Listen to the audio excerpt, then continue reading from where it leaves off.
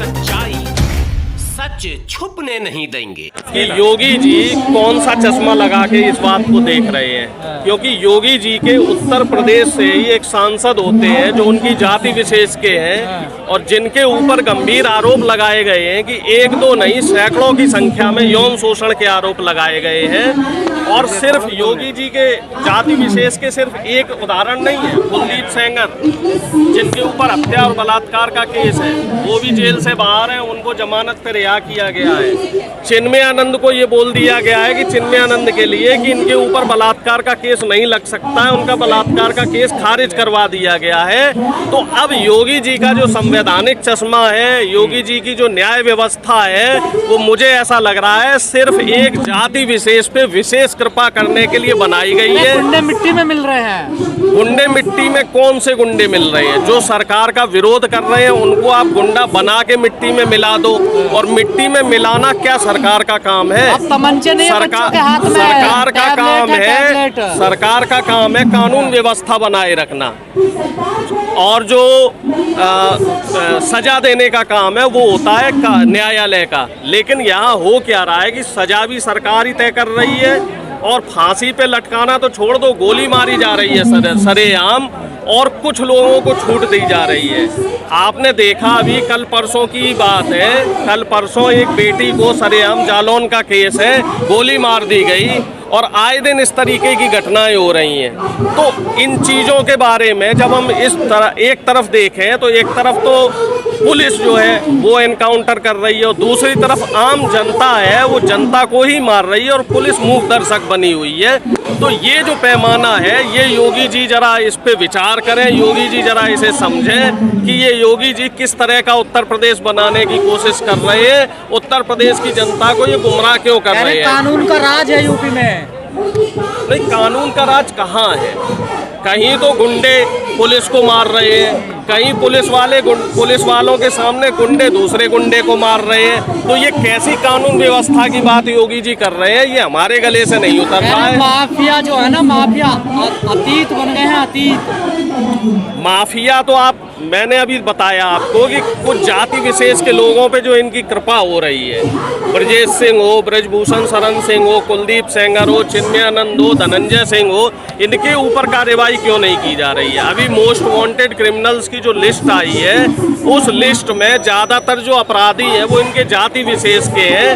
उनके ऊपर कार्रवाई कब होगी? उनके ऊपर बुलडोजर कब चलाया जाएगा? उनका एनकाउंटर कब किया जाएगा? मेरा आप लोगों के माध्यम से योगी जी से और उत्तर प्रदेश की सरकार से सीधा सवाल है कि उत्तर प्रदेश की सरकार इस तरीके से जाति और धर्म देखकर अपराधियों पे कार्रवाई क्यों कर रही है? भेदभाव हो रहा है आपको लगता है? निश्चित तौर पे हो रहा है और ये भेदभाव ऐसा नहीं है कि दिख नहीं रहा है, ये भेदभाव सबको दिखाई दे रहा है कि कैसे जाति और धर्म देख के अपराधियों के साथ कार्रवाई की जा रही है। जहां बीजेपी का कोई व्यक्ति आ जाता है तो उसको खास छूट दी जाती है। अजय मिश्रा टैनी का पुत्र, वो अभी भी जमानत पे बाहर है, उसके खिलाफ कोई कार्रवाई नहीं हो रही है। ब्रजभूषण शरण सिंह का मैं आपको बता ही रहा हूँ, जिसके लिए आंदोलन कर रहे हैं खिलाड़ी, उसके ऊपर कोई कार्रवाई नहीं हो रही है।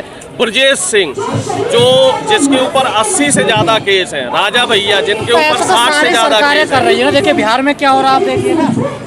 नहीं तो अभी ये बताइए, बिहार की बात जब हो रही है तो बिहार पे तो नेशनल मीडिया खूब बोल रहा है, लेकिन बिल्किस बानो पे नेशनल मीडिया बोलने को तैयार नहीं है कि बिल्किस बानो के जो अपराधी थे उनको रिहा करवाया गया और उनके जो अपराधी हैं उनको मालाएं पहना के उनका मंचों पे स्वागत किया जा रहा है। तो बिहार में हो रहा है ना, अपराधियों को छोड़ा देखिए। नहीं तो फिर अगर बिहार की बात हो रही है तो बात फिर गुजरात की भी होना चाहिए, सबकी होनी चाहिए ना, सबकी होनी चाहिए, एक तरफा बात नहीं होनी चाहिए। नेशनल मीडिया बिहार पे तो बात कर रहा है कि आनंद मोहन को रिहा कर दिया गया, लेकिन बिल्किस बानो पे बात करने को तैयार नहीं है, अजय मिश्रा टैनी पे बात करने को तैयार नहीं है, राजा भैया पे बात करने को तैयार नहीं है, ब्रजभूषण शरण सिंह पे बात करने को तैयार नहीं है। तो मीडिया के जो ये दो तरह के पैमाने हैं ये जनता समझ रही है। ये दो तरह के जो मीडिया के जो चरित्र है ये नहीं चलेगा। सतपाल मलिक पे बात क्यों नहीं करती है मीडिया? सतपाल मलिक जी का जब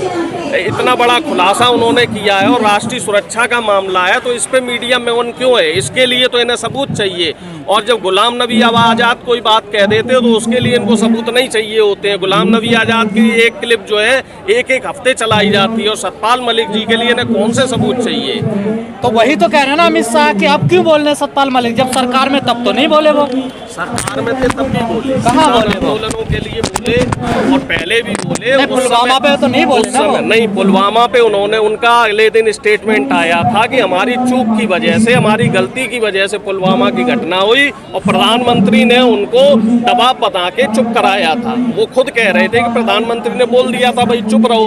तो जब चूंकि वो संवैधानिक पद पे थे तो एक पद की गरिमा भी होती है, उस पद की गरिमा के तहत वो चुप रहे। लेकिन इनडायरेक्टली उन्होंने हिंट दे दिया था कि पुलवामा की जो घटना हुई है वो सरकार की गलती की वजह से हुई है, सरकार की चूक की वजह से हुई। अब वो घटना प्रकाश में इसलिए नहीं आ पाई, उनका बयान जो है लाइमलाइट में इसलिए नहीं आ पाया क्योंकि मीडिया में वो बयान नहीं चलने दिया गया। तो सवाल इस समय मीडिया के ऊपर उठता है कि मीडिया के जो ये दोहरे पैमाने हैं, ये दोहरे पैमाने मीडिया के नहीं चलेंगे साहब। कि जब सरकार की कोई खबर होती है तो उसको आप 2 दिन 4 दिन दिखाएंगे, 10 दिन दिखाएंगे।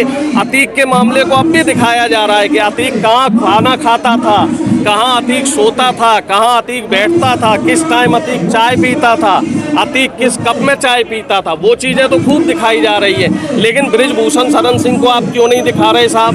बिल्किस बानो के हत्यारे पे खबर क्यों नहीं चला रहे आप? सतपाल मलिक जी के खबर क्यों नहीं चला रहे? खिलाड़ियों पे खबर क्यों नहीं चला रहे? और भी तमाम मुद्दे हैं। उन मुद्दों पे आपके जो मीडिया, नेशनल मीडिया है, उनके मुंह में दही क्यों जम जाता है और सिर्फ एक मुद्दे को ही क्यों बनाया जाता है? जो धार्मिक कट्टरता है इसी को मीडिया क्यों दिन रात दिखाया रहता है? जो धार्मिक कट्टरता, सांप्रदायिकता, अहम सवाल ये है कि लोग कहते हैं ना कि सांप्रदायिकता इस समय क्यों बढ़ रही है, क्योंकि इसको बढ़ाने वाली भी बीजेपी सरकार है और कहीं ना कहीं नेशनल मीडिया का भी इसमें बहुत बड़ा रोल है। ये जो सतपाल मलिक ने मुद्दा उठाया है, क्या इसका कोई असर होगा आने वाले? निश्चित तौर पे असर हो रहा है। कर्नाटक चुनाव में आप देखिए बीजेपी की वहाँ पे जमीन खिसक रही है। अभी तक प्रधानमंत्री जी ने कर्नाटक चुनाव में कोई रैली नहीं की है। बीजेपी के 20 से ज़्यादा विधायक और मौजूदा जो बीजेपी के प्रदेश अध्यक्ष थे वो भी पार्टी छोड़ चुके हैं, और बीजेपी वहाँ पे 20 से ज़्यादा सीटें नहीं ला पाएगी। जो वहाँ बीजेपी के नेताओं की रैलियाँ हो रही हैं उसमें भीड़ नहीं पहुँच रही है। अमित शाह जी को वहाँ भड़काऊ भाषण देने पे मजबूर होना पड़ा है। कल अमित शाह जी ने भाषण दिया था कि अगर वहाँ पे बीजेपी की सरकार नहीं आई, कांग्रेस की सरकार आई तो दंगे होंगे। साफ तौर पे वो धमका रहे हैं। इस तरह की जो धार्मिक माहौल बना रहे हैं, और जो 4% उन्होंने ओबीसी कोटे में से मुस्लिम आरक्षण जो खत्म किया है वो भी एक तरीके से माना जाएगा कि संविधान को जो है उन्होंने संविधान के साथ छेड़छाड़ की है। हालांकि सुप्रीम कोर्ट ने उस पर रोक लगा दी है, क्योंकि संवैधानिक जो तरीका होता है वो संसद के थ्रू ही होता है। अमित शाह जी के पास पावर नहीं है कि वो किसी को आरक्षण दें या किसी का आरक्षण हटाएं। जो कर्नाटक में पोलराइजेशन करने की कोशिश बीजेपी कर रही है वो कोशिश इनकी वहाँ नाकाम रहेगी। और इसी तरीके से जो अलग अलग राज्यों में ये धार्मिक माहौल बना रहे हैं, जो धार्मिक आपसी भाईचारा जो है उसको खराब करने की जो कोशिश कर रहे हैं, वो चाल इनकी अब जनता कामयाब नहीं होने देगी।